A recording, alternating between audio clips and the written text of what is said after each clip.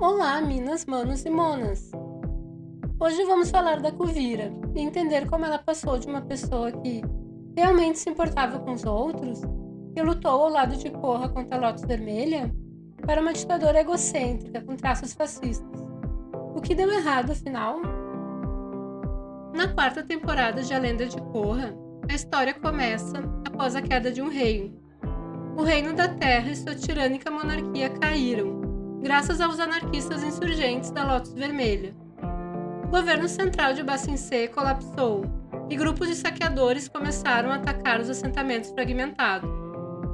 É nesse cenário que surge Kuvira, apoiada pelo financiamento das elites de Zaofu e da Cidade República, com o objetivo de conter os Sats e unir todas as províncias sob a bandeira do Império da Terra, justamente no momento em que Korra está destruída, tanto física quanto psicologicamente.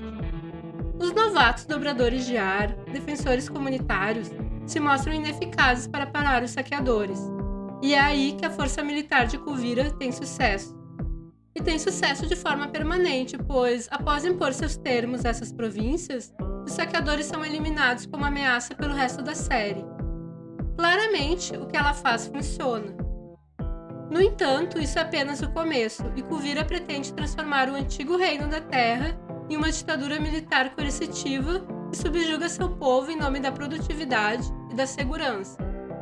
Agora que ela estabeleceu a ordem, ela volta seus olhos para a conquista de Zaofu e da Cidade República. Porém, para continuar, devo deixar claro o que entendo por fascismo. O fascismo geralmente é descrito como um ultranacionalismo supremacista, mas, dependendo da definição e do contexto histórico, o fascismo nem precisa de um movimento político orgânico por trás.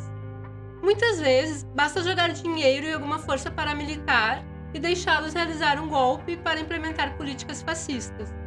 E este, na verdade, é o fascismo que melhor descreve Kuvira, pelo menos a princípio.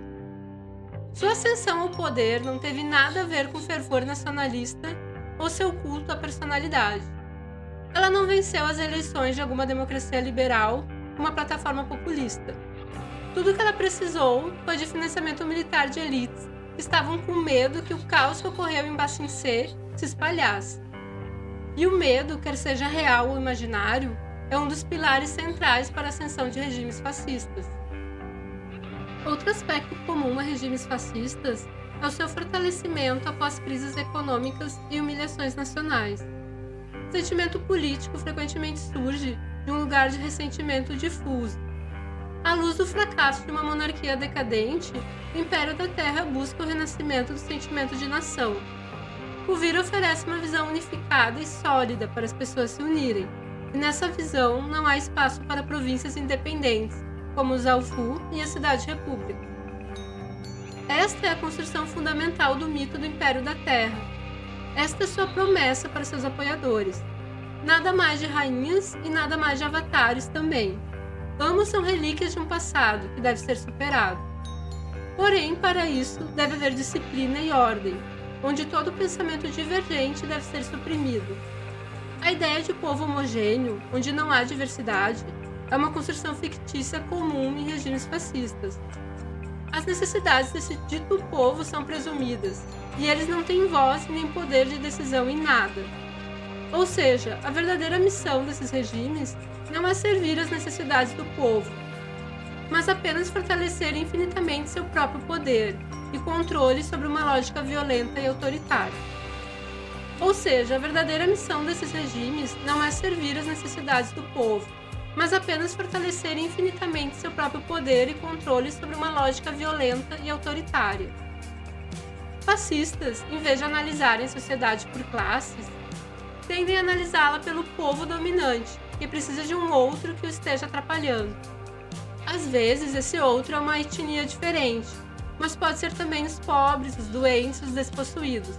Qualquer pessoa que seja desviante de alguma forma. Essas pessoas são vistas como a razão pelo qual o povo dominante está insatisfeito.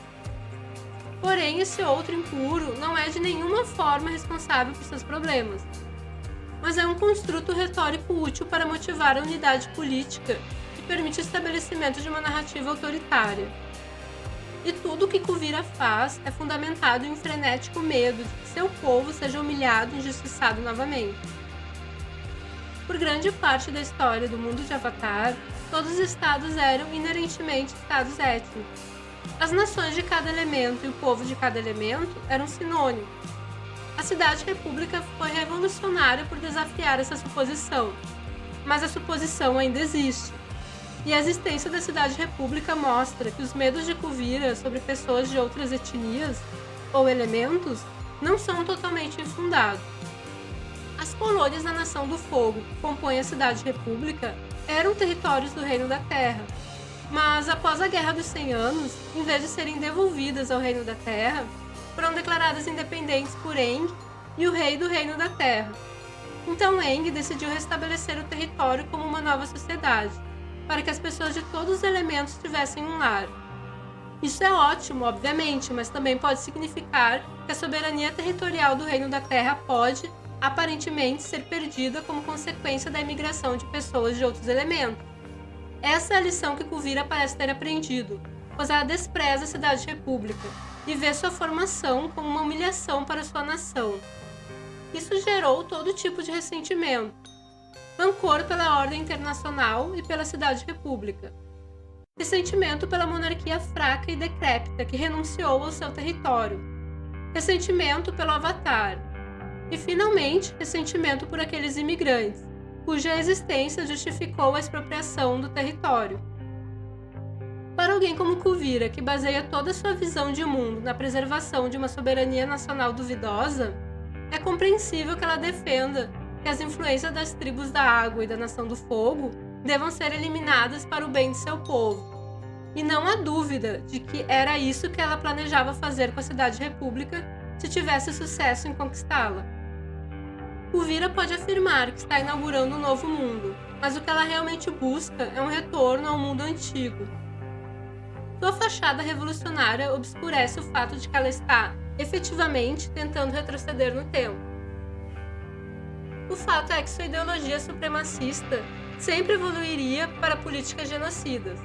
Não há outra maneira de garantir a homogeneidade étnica em uma sociedade mista. Não há meio termo aqui. O fascismo sempre leva ao genocídio. E esse genocídio não tem fim.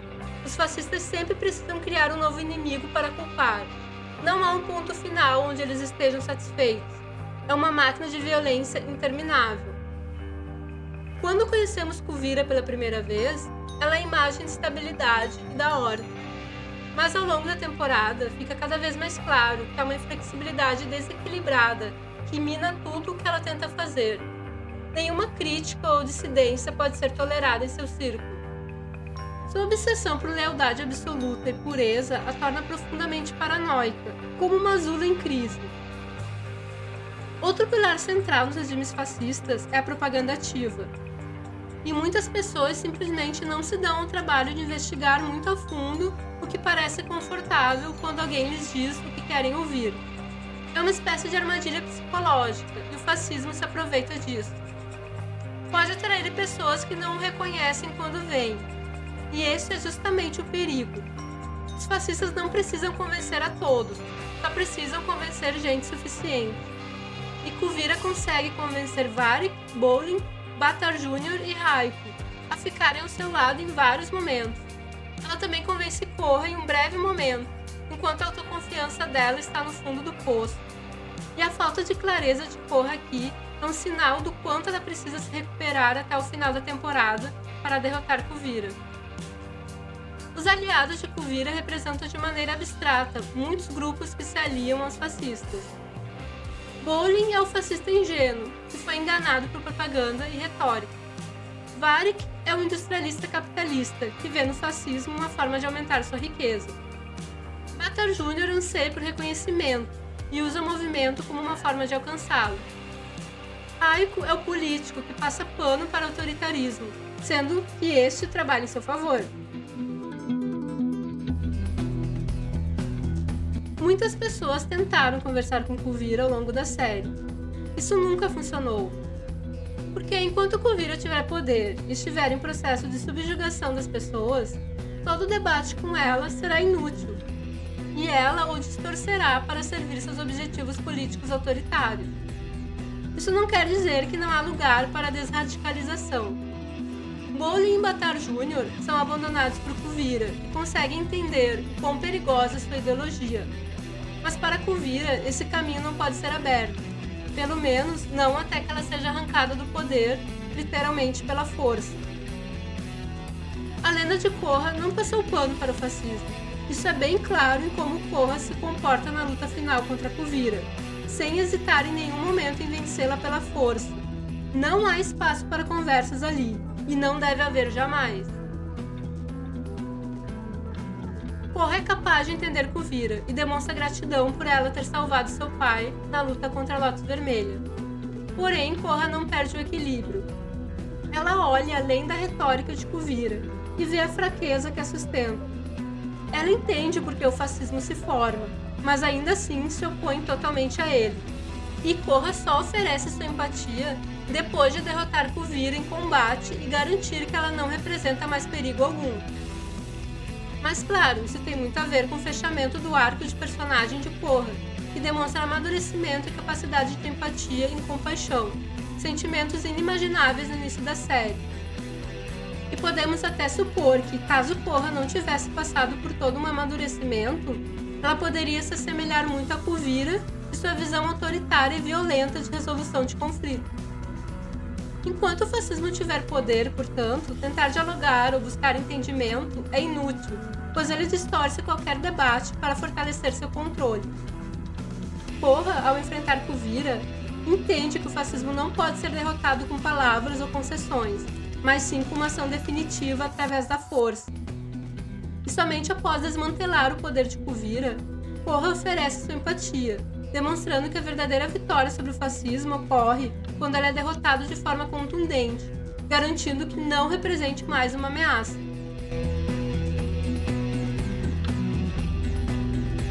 Então, você acha que Kuvira merece um arco de redenção? Responda nos comentários. E também diga se gostaria que eu fizesse um vídeo sobre o que acontece com Kuvira após o término do anime.